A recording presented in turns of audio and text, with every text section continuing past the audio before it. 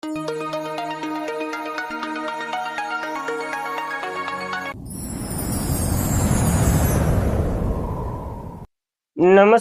ગુજરાતના અધિકારી મિત્રો, આજે આપણે 28 માર્ચ 2026 નું મોસ્ટ ઇમ્પોર્ટન્ટ કરંટ અફેર સાથે સાથે જીકે અને જીએસ વિશે ચર્ચા કરવાના છે.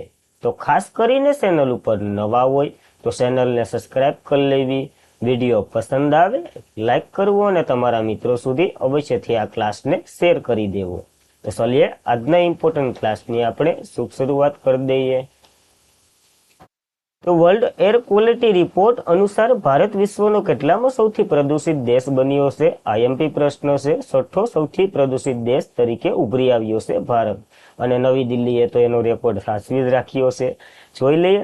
હવા શુદ્ધિકરણ ઉપકરણ બનાવતી સ્વિસ કંપની એર એટલે આઈક્યુ એર દ્વારા હવાની ગુણવત્તાના વાર્ષિક જે વૈશ્વિક સંકલન પર વર્લ્ડ એર ક્વોલિટી રિપોર્ટ અનુસાર ભારતમાં કણો એટલે પીએમ એટલે પાર્ટિકલ મેટર એની સાંદ્રતા 2.5ની સાંદ્રતા 3 વર્ષમાં નીચે સ્તર હતી. જોકે હજુ પણ વિશ્વનો છઠ્ઠો સૌથી પ્રદૂષિત દેશ તરીકે ગણના છે, તો બહુ નીચી ન કહેવાય.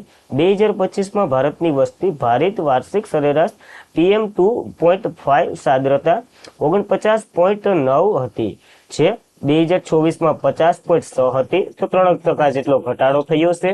2023ની નો યાદ રાખો, 2023ની કમ્પેરિઝન કરીએ તો 10%, આ યાદ રાખજો 2024ની કમ્પેરિઝનમાં 3% ઘટાડો થયો છે. તો થોડું ઘણું સુધર્યું છે, પણ થોડું ઘણું ન કહેવાય, કારણ કે 48.9% છે, એટલે અરાઉન્ડ 49% જેટલા પાર્ટિકલ આ છે મેટર, તો એ કઈ સારી વાત ન કહેવાય. હવે આ પાર્ટિકલ મેટર એટલે તો કે ખૂબ જ નાના કણ, જો ધૂળની મુઠ્ઠી ભરો એને ઉડાડો, જે હવામાં કણો રહીને એ બધીને પાર્ટિકલ મેટર કહેવામાં આવે છે. એના પર બીજા તો જે વધારે વજનવાળા હોય એ તો નીચે આવી જ જવાના છે, જેમાં ધૂળ, ધુમાડો અને વગેરેનો ઉપયોગ થાય છે. અને આ મોટા ભાગે વાહનો, કારખાના, પાકને બાળવાથી, બાંધકામ કાર્યમાં વગેરે, સિમેન્ટ ને જે કાકરીનું થતું હોય એ ઉઠતા હોય, ભૂસો અને વગેરે એના કારણે થાય છે. તો ખાસ આટલી પાર્ટિકલ મેટરની વાત કરી લીધી આપણે, તો યાદ રાખવું. હવે દેશોની વાત કરી લઈએ, અથવા તો જે નુકસાનો શું કરે આપણને, તો ફેફસામાં નુકસાન પહોંચાડે, હૃદય રોગ વધારે છે, અને વહેલા મૃત્યુનું જોખમ આનાથી થાય છે. તો આવા 3-4 નુકસાનો છે. તો ઓનલાઈન સ્વરૂપે તો ન આવે, પણ જોડકા જોડો અથવા તો વિધાન સ્વરૂપે આવે તો યાદ રાખવા. સૌથી વધુ પ્રદૂષિત દેશની વાત કરીએ તો પાકિસ્તાને પોતાનું નામ પહેલું જ રાખ્યું છે, એટલે પહેલા નંબર ઉપર છે. ત્યારબાદ બાંગ્લાદેશ અને તજાકિસ્તાન છે. ભારત તો કે 6ઠ્ઠા નંબરે છે, તો એ પણ યાદ રાખવું.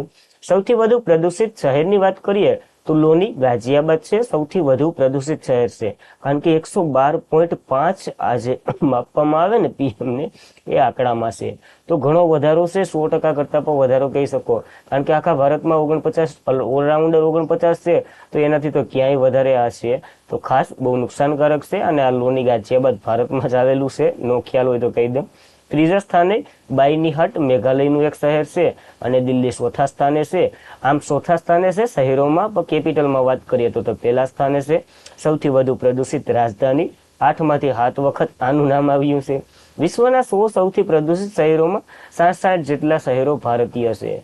તો આપણા માટે બહુ નુકસાનકારક વસ્તુ કહેવાય, કારણ કે ભારતમાં વધારે પડતા પ્રદૂષણનું તો તમને ખબર જ છે શું હાલત છે ભારતની. તો વૃક્ષો વાવો, એનાથી ઘણું ઓછું થાય, યાદ રાખવું. ત્યારબાદ ગુજરાત ક્યાં સુધીમાં $1 ટ્રિલિયન અર્થવ્યવસ્થા બનવાનું લક્ષ્ય રાખેલું છે? તો 2030 સુધીમાં આ આંકડો પાર કરવાનું, એવું આપણા ભૂપેન્દ્ર પટેલ સાહેબે કીધું છે એક કોન્ફરન્સમાં અથવા તો એક મિટિંગમાં. તો ગુજરાતના મુખ્યમંત્રી ભૂપેન્દ્ર પટેલ છે, કેટલામાં નંબરના? તો 18મા નંબરના છે, જે પીએમની સાઈડ ઉપર છે એ મુજબ. આજે federation of Indian chambers of commerce and ઇન્ડસ્ટ્રીની જે રાષ્ટ્રીય કાર્યકારી સમિતિની બેઠક થઈ હતી, એને સંબોધતા ભાર મૂકતા ગુજરાતના સીએમએ કીધું, ગુજરાતને ભારતની વિશ્વની જે વિકાસ એન્જિન તરીકે ઓળખાવવામાં આવી છે. અને મુખ્યમંત્રીએ એમ પણ કહ્યું, ગુજરાત દેશની $5 ટ્રિલિયન અર્થવ્યવસ્થા બનવા માટે મુખ્ય ભૂમિકા ભજવી રહ્યું છે, અને આ કટિબદ્ધ છે. અહીંયા ઉમેર્યું 2030 સુધીમાં આપણે $1 ટ્રિલિયન અર્થવ્યવસ્થા બનવાનું લક્ષ્ય રાખેલું છે.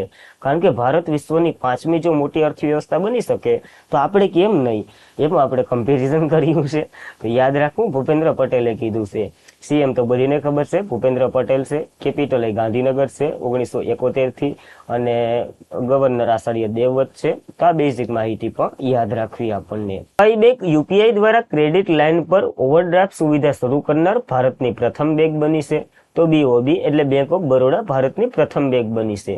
હવે ઓવરડ્રાફ્ટ એટલે શું, તો કે તમારા ખાતામાં 500 રૂપિયા હોય, તમારે જરૂર કેટલાની, તો કે 2000ની છે, અને બેંક તમને ઓવરડ્રાફ્ટ એટલે કે વધારાના રૂપિયા આપે, ખાતામાં નાખ્યાનું ઓલા હોય ન હોય, એ બેંક તમને ક્રેડિટ જે આપે ને એને ઓવરડ્રાફ્ટ તરીકે આપણે ઓળખીએ છીએ. તો બધીને ખ્યાલ જ હશે, આ ઇન્ટરનેટનો જમાનો છે. તો પ્રધાનમંત્રી જન ધન યોજનાના ખાતા ધરાવતા ચકાસેલી મહિલા સ્વસહાય જૂથ છે એના સભ્યો માટે યુપીઆઈ દ્વારા ક્રેડિટ લાઇન પર ઓવરડ્રાફ્ટ સુવિધા શરૂ કરનાર પ્રથમ બેંક બની છે બેંક ઓફ બરોડા ભારતની.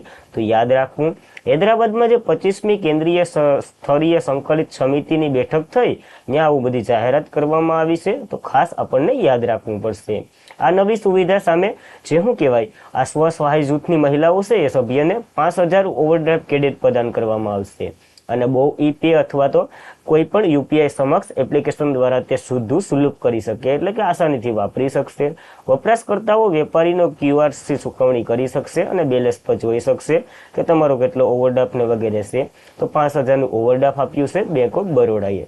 કેને, તો કે મહિલા સ્વસહાય જૂથને. બેંક ઓફ બરોડાની વાત કરી લઈએ, જેની રચના 20 જુલાઈ 1908માં થઈ હતી. આના સ્થાપક સયાજીરાવ ગાયકવાડ ત્રીજા છે, જેના આપણે બધી વરતીય જ છે.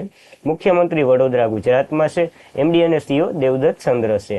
ટેગલાઇન ભારતની આંતરરાષ્ટ્રીય બેંક આની ટેગલાઇન છે. હમણાં જ આ ચર્ચામાં હતી. શા માટે ચર્ચામાં હતી, તો કે અહીંયા બેન લિપિવાળું એક ક્રેડિટ કાર્ડ લોન્ચ કર્યું હતું, તો ક્યારેય ચર્ચામાં હતી, તો આપણને યાદ રાખવું પડશે. ત્યારબાદ સરસ્વતી સન્માન 2025 બંગાળી નવલકથાકાર હાર પાર્વતીની કથા માટે આપવામાં આવ્યું છે. તો આના લેખક કોણ છે એનું નામ પૂછ્યું છે. તો રામકુમાર મુખોપાધ્યાય આના લેખક છે. મહત્વની કૃતિ તમે ગણી શકો શિવ પાર્વતી ઉપર છે. તો રામકુમાર મુખોપાધ્યાય દ્વારા લખાયેલ બંગાળી નવલકથા હરા પાર્વતી કથા જે સરસ્વતી સન્માન 2025 માટે પસંદ કરવામાં આવી છે. આ પુરસ્કાર શિવ પાર્વતીની પૌરાણિક વાર્તા પર આધારિત છે અને 2025નો મળી રહ્યો છે. ખાસ ઇમ્પોર્ટન્ટ બની રહ્યું છે.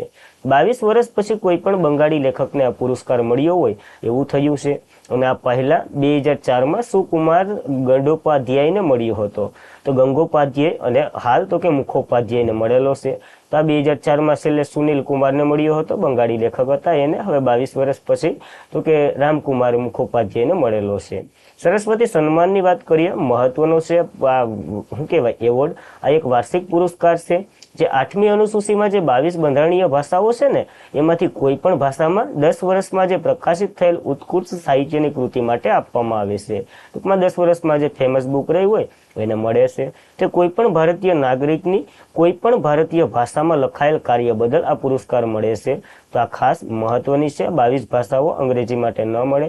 ઇનામી રકમ આમાં 15 લાખ રૂપિયા મળે છે. કે બિરલા ફાઉન્ડેશન દ્વારા આપવામાં આવે છે. મહત્વનું બને છે. અને કે બિરલા ફાઉન્ડેશન ઘણા એવોર્ડો આપે, સરસ્વતી સન્માન, વ્યાસ વગેરે જેવા. પેલો વેલો તો કે 1991માં જ મળ્યો હતો હરિવંશરાય બચ્ચનને, હિન્દી માટે મળ્યો હતો. છેલ્લે 2024માં 34મા નંબરનો, તો હાલ 2025માં 35મા નંબરનો આપ્યો છે. તો ક્રમ યાદ રાખવો. પ્રખ્યાત સંસ્કૃત વિદ્વાન મહાહોપાધ્યાય સાધુ ભદ્રેશ્વરને મળ્યો હતો. તેમની સંસ્કૃતમાં શ્રેષ્ઠ પુસ્તક સ્વામિનારાયણ સિદ્ધાંત સુધા માટે. તો ખાસ એ પણ આપણને યાદ રાખવું. પ્રથમ મહિલાની વાત કરીએ, 1995માં બાલામણિયમ અમ્મા મલયાલમ કવિ છે એને મળ્યો હતો. જ્યારે કે બિરલા ફાઉન્ડેશન દ્વારા આપવામાં આવે છે 1991થી, જેમાં ઘણા એવોર્ડો એ આપે છે. જેમ કે સરસ્વતી સન્માન 15 લાખ રોકડ પુરસ્કાર મળે છે, વ્યાસ સન્માન 4 લાખ રોકડ પુરસ્કાર મળે છે, અને બિહારી પુરસ્કાર જે ખાસ કરીને રાજસ્થાની ભાષા માટે આપવામાં આવે છે, પણ નામ બિહારી રાખ્યું. 2.60 જેટલા લાખ રોકડ પુરસ્કાર મળે છે, એટલે 2.5 લાખ જેટલા ગણી શકો તમે. તો ખાસ આ ત્રણેય પુરસ્કારો યાદ રાખવા કે બિરલા દ્વારા આપવામાં આવે છે. ત્યારબાદ સરસામાં રહેલ આકાશ 300 એ શું છે? તો આ એક પ્રિન્ટર છે, ખાસ મહત્વનું બની રહ્યું છે, કારણ કે જટિલ જે પ્રિન્ટિંગ કરવાનું હોય ને એમાં આનો ઉપયોગ થાય. તો ભારતે આકાશ 300 એક અદ્યતન ઉચ્ચ તાપમાન મલ્ટીરિયલ 3D પ્રિન્ટર સફળ જમાવટતા સાથે જ ટેકનોલોજીને સ્વનિર્ભરતા તરફ પોતાના પ્રયાસને મજબૂત બનાવ્યું છે. ટેસ્ટ ટાઈમ ફોલ્ડ્રિંગ પ્રિન્ટર સોલ્યુશન કેરલ છે એના દ્વારા બનાવવામાં આવ્યું છે.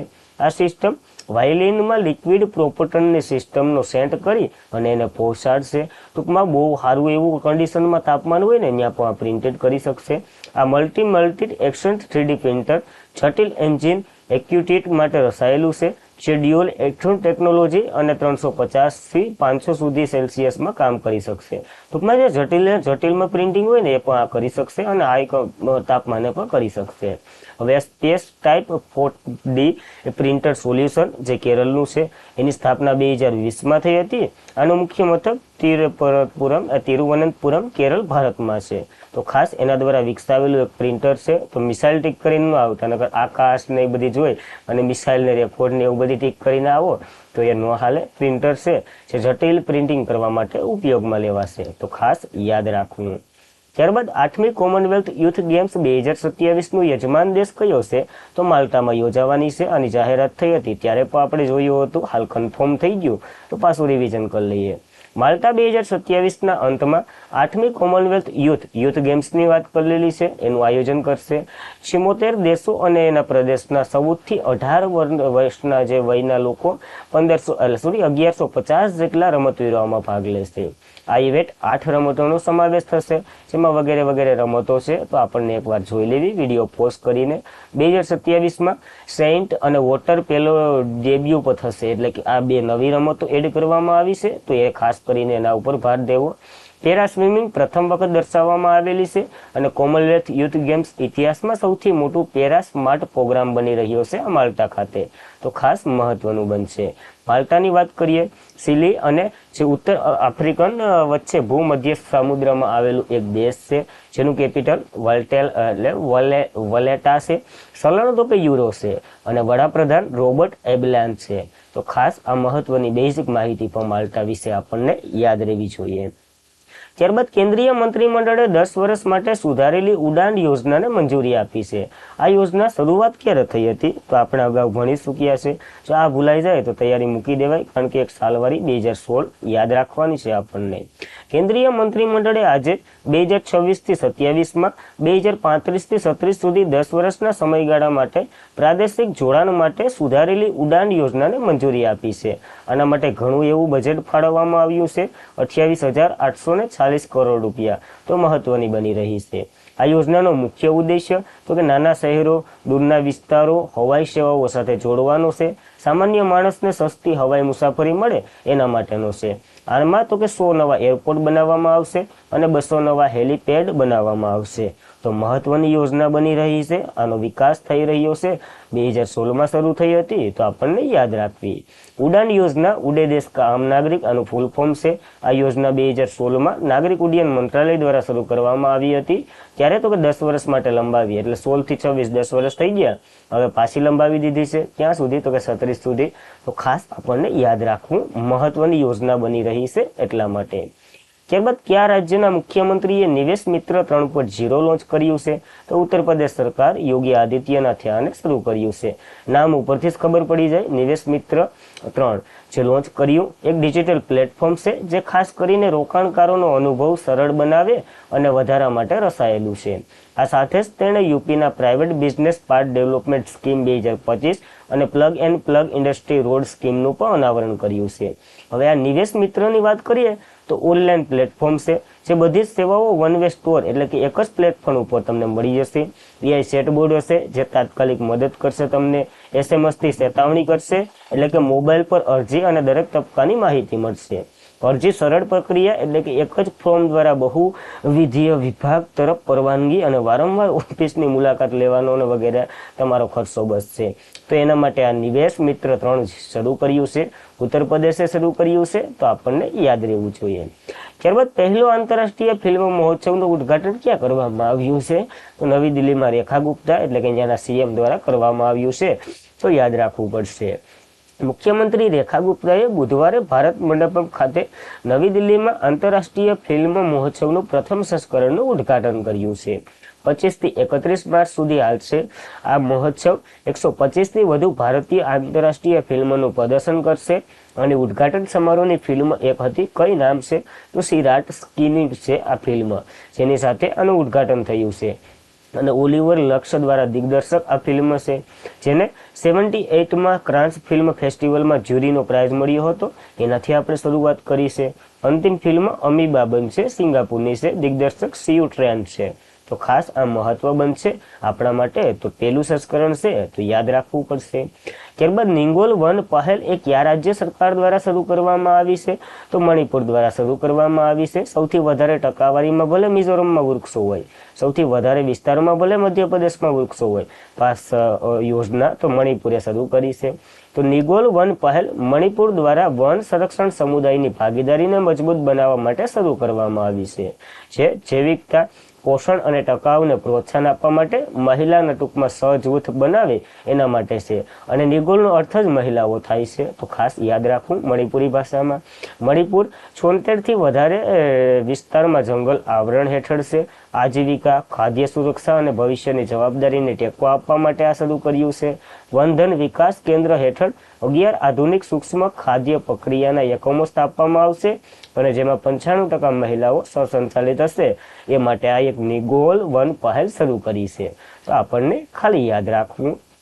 ત્યારબાદ ઇન્ડિયન ઓપન સ્ક્વોટ 2026 સમાપ્ત થઈ ગયા. અનાહત સિંહે મહિલામાં ટાઇટલ જીત્યું છે, પુરુષમાં અભય સિંહે જીત્યું છે. કોણ હાર્યું એ નથી મહત્વનું, ખાલી નામ યાદ રાખજો. મુંબઈ ખાતે યોજાયું છે ઇન્ડિયા ઓપન સ્ક્વોટ 2026. તો આ બંને વ્યક્તિને આપણને યાદ રાખવા ઇમ્પોર્ટન્ટ છે. અને આજના માટે એટલું જ હતું. ખાસ કરીને મિત્રો, વિડીયો પસંદ આવતો હોય લાઈક કરો, તમારા મિત્રોને શેર કરો. ચેનલ ઉપર નવા હોય તો અવશ્યથી સબસ્ક્રાઇબ કરી લો. તો બસ આજના માટે એટલું જ હતું. હવે કાલનું રિવિઝન કરી લઈએ. તો કયા આર્ટિકલ અંતર્ગત ગુજરાતે સમાન નાગરિક સંહિતા પર કાયદો બનાવી અને બીજું રાજ્ય બન્યું? તો આર્ટિકલ 44 ઉપર કાયદો બનાવ્યો છે આપણે. કયા રાજ્યના ધારાસભ્ય કલ્પના સોરેન મહિલા સશક્તિકરણ કાર્ય માટે બ્રિક્સ CCI એવોર્ડથી સન્માનિત થયા છે? ઝારખંડના છે ધારાસભ્ય. તો યાદ રાખવા. કયા શહેરના પ્રથમ રાષ્ટ્રીય ઇન્ડોર એથ્લેટિક્સ ચેમ્પિયનશિપનો પ્રારંભ થયો છે? ભુવનેશ્વરના કલિંગા સ્ટેડિયમમાં થયો છે. કઈ સરકારે અભેદ એપ્લિકેશન શરૂ કર્યું? હરિયાણા પોલીસે શરૂ કર્યું છે. યાદ રાખવું. રાષ્ટ્રીય દંડ આયોગના પ્રથમ અધ્યક્ષ કોને બનાવવામાં આવ્યા છે? સંજય દિહારીને બનાવવામાં આવ્યા છે. યાદ રાખવા. દિલ્હી સરકારે રસ્તા પર ધુમ્મસ ખાનારા કોટિકોનો અભ્યાસ માટે કઈ આઈઆઈટી સાથે ભાગીદારી કરી? આઈઆઈટી મદ્રાસ સાથે ભાગીદારી કરી છે. યાદ રાખવું. કઈ રાજ્ય સરકારે 2026-27ના બજેટમાં ઇન્દિરા ફેમિલી લાઈફ ઇન્સ્યોરન્સ સ્કીમનો ઉલ્લેખ કરેલો છે? તેલંગાણાએ શરૂ કરી. તો યાદ રાખવું. કયા દેશની ઉર્જા વિપક્ષો વચ્ચે ઈંધણ રેસલિંગ રજૂ કરનાર પ્રથમ યુરોપિયન યુનિયનનો દેશ બન્યો છે? સ્લોવેનિયાએ રજૂ કર્યું છે. એક ટાઈપનું નિકાસ ઉલુટ છે. કયા દેશના ઉત્સાહની માંદલ T20I આંતરરાષ્ટ્રીય સદી ફટકારના સૌથી નાની વયના ખેલાડી બન્યા છે? રવાંડાના ક્રિકેટના પ્લેયર છે. તો યાદ રાખવા. અને આજના માટે એટલું જ હતું. ખાસ કરીને મિત્રો, વિડીયો પસંદ આવતો હોય લાઈક કરો, તમારા મિત્રોને શેર કરો. ચેનલ ઉપર નવા હોય તો અવશ્યથી સબસ્ક્રાઇબ કરી લો. આજના માટે એટલું જ હતું. PDF સ્ટડી મટીરિયલ માટે વગેરેમાં ટેલિગ્રામમાં જોઈન્ટ થઈ જવું, જે ઓફિસર સર્ચ કરી લેવું, અથવા તો આપણી લિંક ડિસ્ક્રિપ્શનમાં શેર, તો ત્યાંથી પણ તમે જોઈન્ટ થઈ શકો. તો આજના માટે એટલું જ હતું. જય હિન્દ, જય ભારત.